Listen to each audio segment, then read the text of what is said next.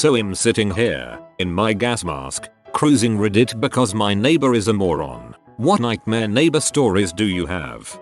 Austin, Texas. I live in a duplex behind Chison N. Lamar. I work pretty early, and on the weekends, and generally go to bed around 11 PM. This Friday night, my neighbors in the duplex on the far side of me threw a welcome home from jail party for somebody. Sure enough, loud music late at night, but I figure meh, it's Friday. People should be able to party, plus, like the Blues Brothers say, you can't call the cops on him.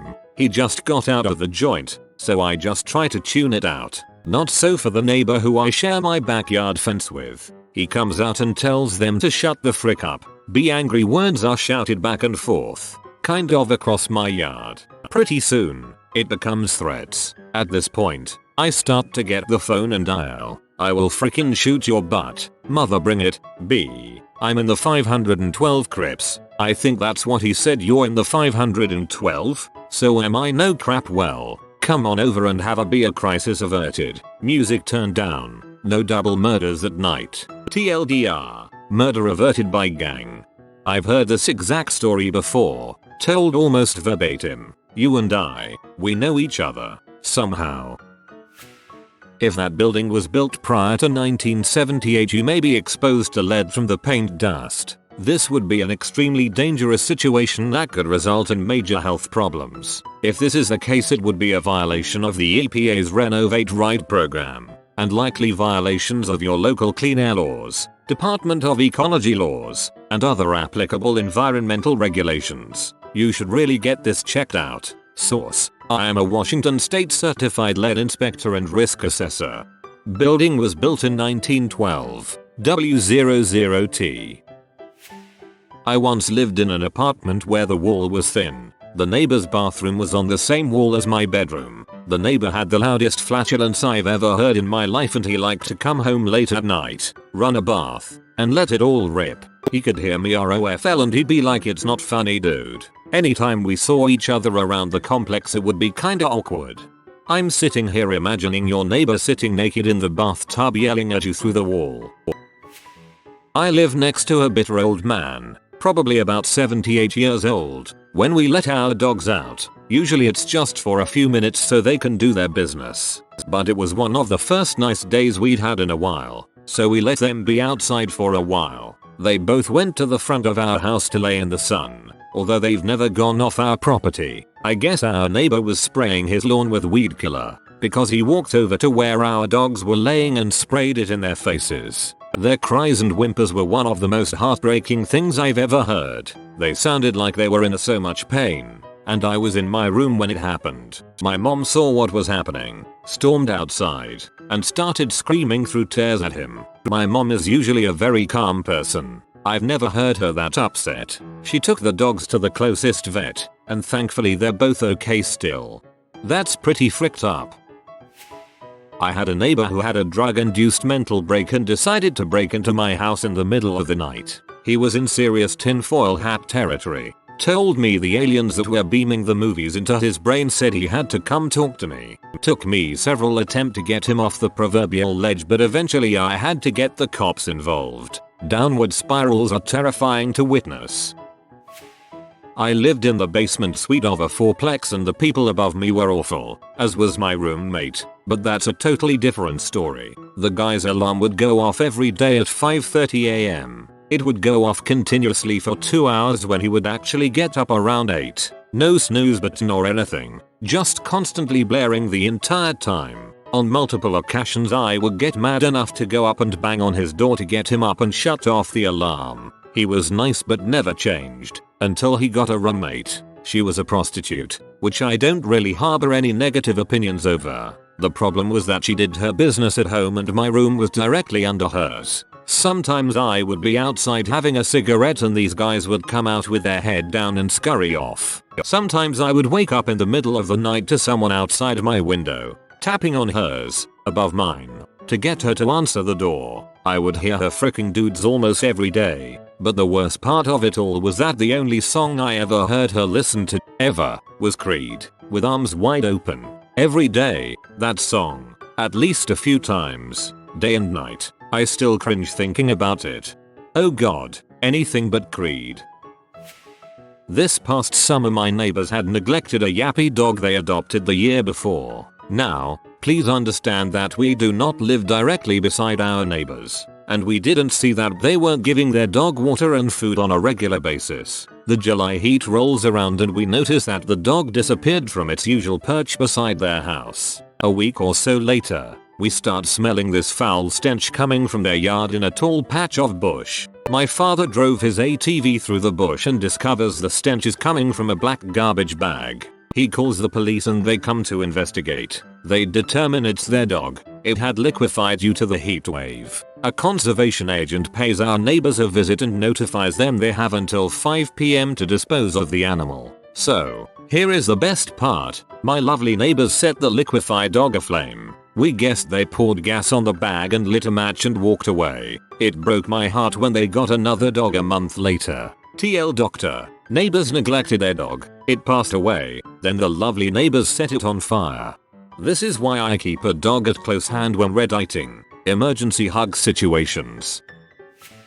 While I was going to college I lived in my mom's apartment with her. The building only had 4 units in it. Her neighbors across the hall and down one floor would perform sexual Olympics on an almost nightly basis. I'm talking out of proportion, screaming and banging on the walls. Think of the most hot porno you can and you may be close. It was obviously done so that people would hear it. Same neighbors were selling weed out of their apartment, which was right across the hall from where the landlady lived. They left a quart-sized Ziploc bag full of the stuff out on the front porch one day, apparently for someone to pick up. It was hidden in a potted plant. Landlady found it, knew what it was, threw it out. I can only imagine their panic. Also, since they were shady as heck, they found my mother's phone number on a piece of trash, I'm assuming, and gave it to debt collectors as their primary phone number.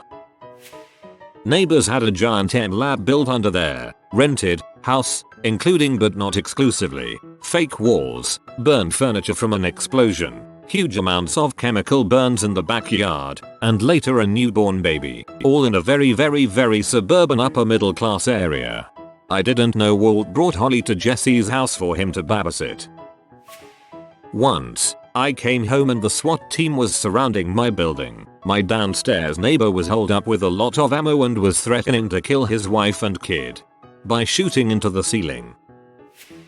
My neighbor from behind my mom's house once literally asked her, "Why don't you use the master bedroom? I never see you go in there with my binoculars." He wasn't joking. She actually doesn't use the master bedroom, which is visible from his back window. On top of that, he is also probably a racist. He started harassing the repair guy from DirecTV, who happens to be black. This guy had a uniform, expensive equipment, and everything. He claimed he looked like he was doing something suspicious. Oddly enough, he didn't seem to think the white kid who did try to break in broad daylight no less, was suspicious. On top of that, he asks my mom one morning if he could have his lawnman remove a tree that he didn't like. Seeing as how it was on our property, even the branches, it was small, on that strip of land next to driveways, she said no. 3 hours later, BZZZZZZZZZZZZZZZZZ. What the heck was even the point of asking? When I was in high school, my parents had a house built. While it was being built, we lived in a little Monopoly-style rental house. The neighbor next door had parties that would run from Friday evening until Sunday evening with loud music and lots of people. My parents complained to the police, and apparently they set up DUI checkpoints on both sides of the streets because he had one last party and that was pretty much that. Some friends in college lived next to some girl who was dating a football player. They got into epic fights, and occasionally it sounded like he was going to push her into their apartment through the wall. My neighbors have 3 people in the house, but somehow have acquired 6 vehicles. They have lots of visitors who arrive on a semi-regular basis, stay for a short time, then will leave again. They are always noisy, argue, and are slobs. Worst neighbors ever. I can't wait to sell this house and move. Those are called drug dealers. I know this isn't helpful, but your apartment is awesome. But call the cops. It's not extreme. He is doing illegal construction work without a permit. I lived next to this woman who was extremely irresponsible, had 4 noisy children and her mother all occupying the same small space. All day long, I got to listen to children screaming and throwing things and her yelling obscenities at them, and all night long I got to listen to her blast music and fight with people. It was unending. There was never quiet for very long. I couldn't really call the police, because they wouldn't do anything when I did call them, and my neighbors would punish me for calling by smearing dog crap on my door and leaving garbage around my front step. I was the new guy living in the complex, and a lot of people were noisy like her, so she knew it was me calling the cops. Eventually, you just learn to sleep with Kesha blasting through the paper-thin walls. I was so glad when I finally moved out. You should have pee-frisbeed that mess. Freeze your pee in a frisbee, decant it onto some wax paper, slide it under the door, then work the paper back out.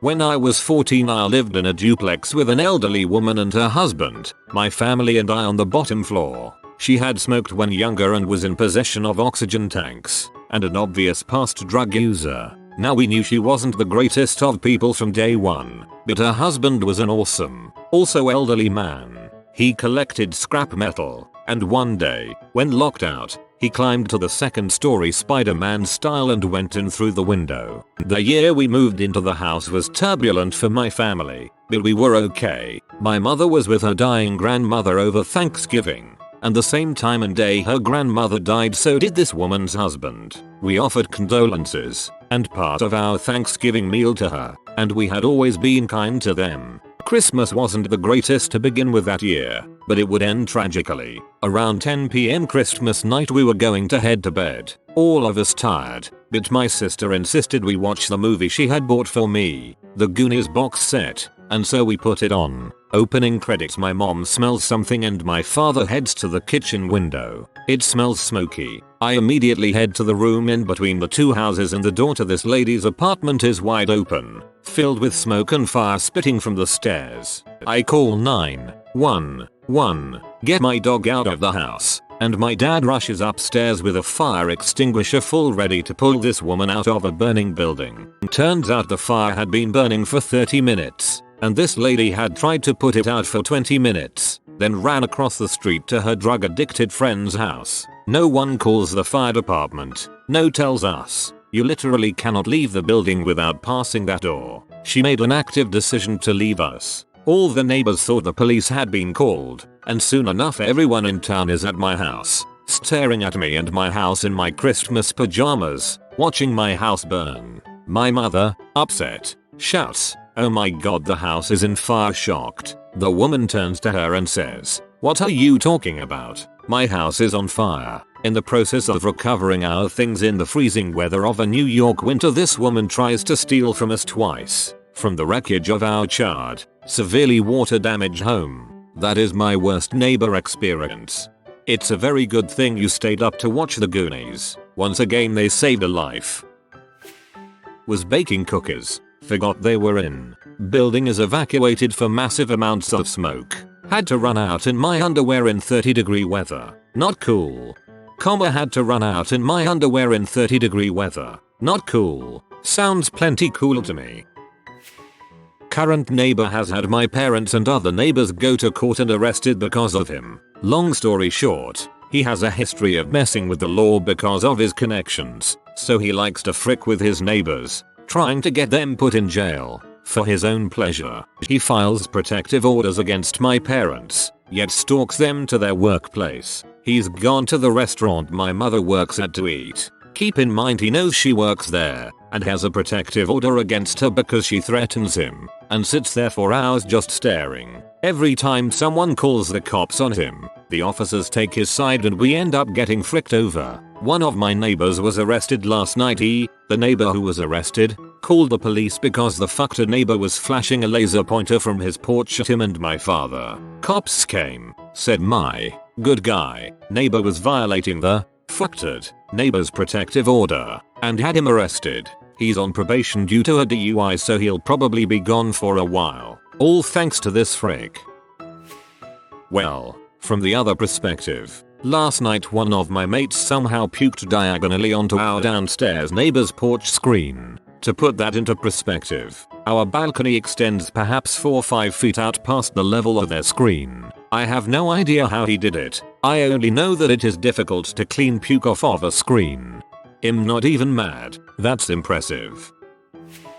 Looking at the screenshot of your house you posted, I don't think it'd be that extreme to call the police. If that is all dust, the screenshot is difficult to see. If you didn't have a gas mask, that could seriously frick with your lungs.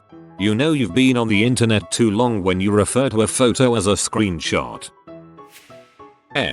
Constantly drunk college girls. Sounds great in theory, but when they live above you and stomp like centaurs up and down the stairs throwing their beer cans at the wall, it's not fun. It's amazing how dainty little college girls can do more oral damage than a freaking high-speed train derailment. Allow me to tell you the tale of Vanderman. First day of welcome week my freshman year. I'm put in a small group to tour the campus and whatnot. We're all sitting in a room, learning each other's names, and in comes a 7-foot giant. She's barely dressed with horrible tattoos all the way up to her butt cheeks, which are entirely visible to everyone in the room. She informs us she is a go-go dancer, which ain't a stripper, so don't be throwing cash at this N. Actual quote. She's odd to say the least, but hey, who am I to judge her? I didn't realize she lived right next door to me. The first night on campus and there's a loud ruckus in her room. Now I'm a pretty tolerant person, but this was ridiculous. I go out of my room and can hear her screaming a dude's name. I go down the hall and can still hear her clear as day. Finally, I go down the hall, around a corner and into a closet area, curious just how far her voice carried. Still able to hear her screaming. It was a long night. Fast forward through the year. Every night she has multiple dudes over and runs a train on herself. Blasts god-awful music until 3 AM. And my personal favorite, shouts on the phone at all times. I don't know what kind of cell plan this bee had, but it must have included unlimited calling. She talked to people in the bathroom, which was shared by about 20 other people, usually putting them on speakerphone so she could crap and talk without having to hold the phone to her head. Or she'd be shouting to them while she was in the shower, or yelling at someone in her room loudly enough I could hear the whole conversation. The conversations usually went something like this. AW heck nah dat B threw a shoe at my head. IT was a frickin' high heel. Dat C but mother. SHOOBI taking out mutt trash ITB full as frick of these nasty butt rubbers. I must have sent in at least a dozen complaints to the housing director, but she stuck around till the end of the year. It got to the point that I was hoping she was murdered when she was out for the entire night, but of course, she was always alive and well the next morning. I've got 2 interesting experiences. I live in the Netherlands in a type of 1930s apartment that seems to be unique to this country, with my own front door at street level leading into a small staircase with some steep stairs, and the rest of the apartment on 2nd and 3rd floor level. I have one downstairs neighbor, one on the left and one on the right. The walls are pretty thin. The neighbors left from me were 3 or 4 immigrants from some African country and were obviously careless as well as very noisy, including at night. They never gave me any other sort of trouble, except that they would often get random visitors at 3 AM or something, and sometimes one of them would ring my front door instead of theirs by mistake. One day, all of a sudden a SWAT team came and busted in their front door so violently that my wall got damaged too. I looked and they yelled at me to get away from the window. One of the guys tried to flee over the balcony onto the inner courtyard but was caught in time and ended up on my balcony. So the officer kindly asked if he could come into my place to escort the guy out my front door. Later a lady from the police came and asked me if I had any questions or wanted to talk about the experience. They wouldn't tell me what they had done, though, but it seems pretty likely that they were drug dealers. My neighbor on the other side was clearly lonely and in bad health. He never seemed to get any visitors. Sometimes I would hear him through the wall making bizarre noises at 4 AM or so. One day the police showed up and sealed off his apartment. Investigation of a possible crime is all they would tell me. I think he offed himself but I never got an answer. About a month later some housing association guys came with a truck and I heard and saw all his stuff being thrown unceremoniously out his living room window and onto the trailer. Felt bad. The people who since moved into these apartments are fine. Yeah, I used to clean up stuff like that. The guy probably died in the house. If they are using a saw, that probably means they are removing damaged drywall or floorboards. That only happens when either a bullet brain matter gets caked on the walls, or the body sits in its own fluids for a few too many days and destroys the wood below it.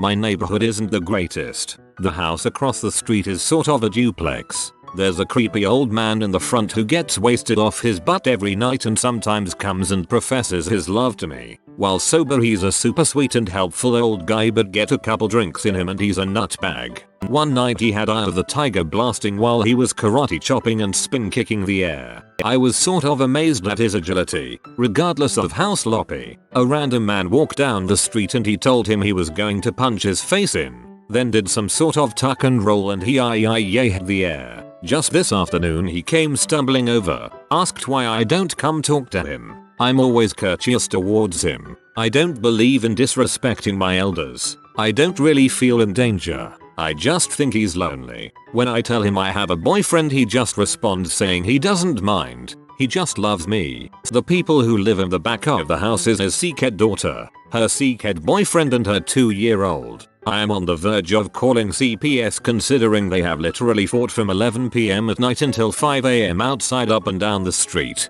leaving the poor baby in the house by herself with the door wide open. I thought she was being babysat by the old man until I saw him pull up, shake his head at the two and go in and get his granddaughter. The mother has left that baby outside in her stroller by herself while she's in the house doing God knows what. I'll sit on my porch and watch the baby to make sure nothing happens to her, and to make sure her mom comes back out to get her in a relatively timely manner. The situation makes me sick to my stomach. The reason I'm hesitant to call CPS now is I'm a single mom and my daughter is with me almost full time. I'm afraid of starting a war with sick, but I definitely keep an eye on that house quietly to protect my own little girl. I'm not sure how much I can do legally and safely. I wish I could go get her and take care of her myself. I'm relatively new to the area, so I'm just now recognizing these problems, as well as my next door neighbor keeping me informed since she's nosy and doesn't work, so she's got time on her hands. I've seen and heard crazy things in this neighborhood.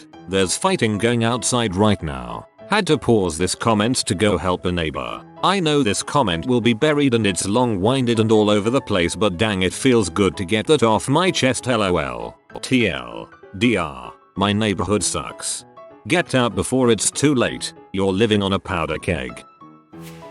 Some of my neighbors across the street are drug dealers, and a guy confused their address with an old guy in the same complex and murdered the old man with a machete. I can't think of few things less neighborly than killing someone with a machete. I'm moving when my lease is up. We live in a wooded neighborhood about 30 minutes from the nearest large city, 15 from the nearest town, and less than a minute from a volunteer fire department. For many years, there were no houses within sight of ours. We had empty lots on either side, and trees and tall grass between the front and back. Then someone buys the land to one side of us, spends months getting it ready, very loudly I might add, then puts an ugly mobile home right by the fence. They then let their large dog roam free. This wouldn't be a problem, except he loves to dig under the fence and jump on us. Fast forward a year or two. After many times of them chaining the dog up and it still getting in our yard, it kills our chihuahua mix. Not long after they move out. What kind of amazing place do you live in? I love it. Very beautiful. Get the pups or kitties out of there too. Don't let them breathe that stuff either.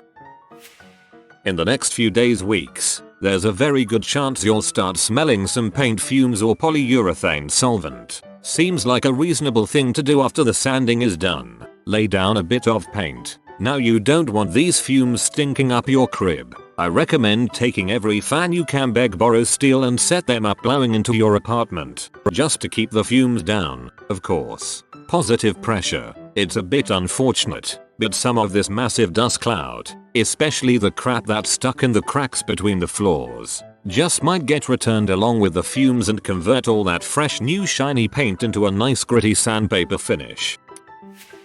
I live down the street from a miserable old woman. She sets up tuna traps in her backyard to catch neighborhood cats and dogs and call the pound. She caught my cat when I was 11 and left the most apathetic voicemail on the home phone Thanksgiving Day.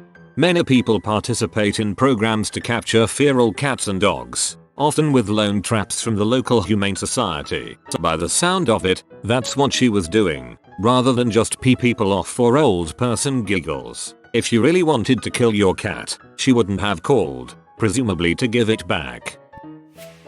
My roommate liked to disinfect hairbrushes by boiling them. Well, one day, he put a couple brushes on the stove and then left. I was taking a nap upstairs and luckily smelled the smoke and woke up. No smoke alarms. That kinda sucked too. The whole house was filled with toxic smoke, the kind you get when plastic burns. I had to run outside in my underwear and hang out there till the smoke cleared. What a moron. Dude, if your house doesn't have a smoke detector, you get one. You shouldn't rely on other people, your landlord, roommate, etc. for your personal safety. You could have been killed that day. I'm seeing this a bit late, but I'll post anyway because it's good to get this kind of stuff out. Over the last 10 or more years, my neighbor has poisoned neighbor's dogs, smashed my dad in the head several times with tennis rackets and frying pans, sending him to the hospital because my dad was trying to save the dude's then wife from his physical verbal abuse. Had M-Labs parked in the backyard. Had numerous sketchy friends stay over for months at a time. Hit his own children. Verbally abuses his own mother. Steals from her. Allows his crack addict stripper girlfriend to steal from her. Manipulates his mother into getting him out of jail every time he's put in. Is a constant annoyance for me and my mother. Loud fighting with stripper girlfriend. I would go on, but these are the things that really stick out in my mind. He's been put in jail several times over the last 10 plus years, but somehow he always finds his way out. Rented a room in what I later realized was a sketchy part of the city. Landlord owned both sides of a semi-detached house and told me he'd put me in the normal people half. One of my roommates is a woman named Charity, who later told me that she was half Aboriginal Canadian and was studying dental administration in college. So far everything is fine as she is paid by the landlord to keep the place clean and everyone keeps to themselves. About a week in, though, I start noticing that she's always bringing these random dudes home, who I keep bumping into in the kitchen. They're typically big, muscular black guys, always a different dude each time. This was a bit strange considering she was quite the opposite of in shape and attractive, but whatever. Maybe she found a trove of ripped chubby chasers. Then came the loud sex that would last hours and hours of her screaming like a dying elk. 3 months later, I find out that she's actually married and has an apartment down the street with her husband, but she rents out her room so that she can hire male prostitutes and have sex with them. If you are new to the channel, you can subscribe. I publish new videos every day. Until then, check another video.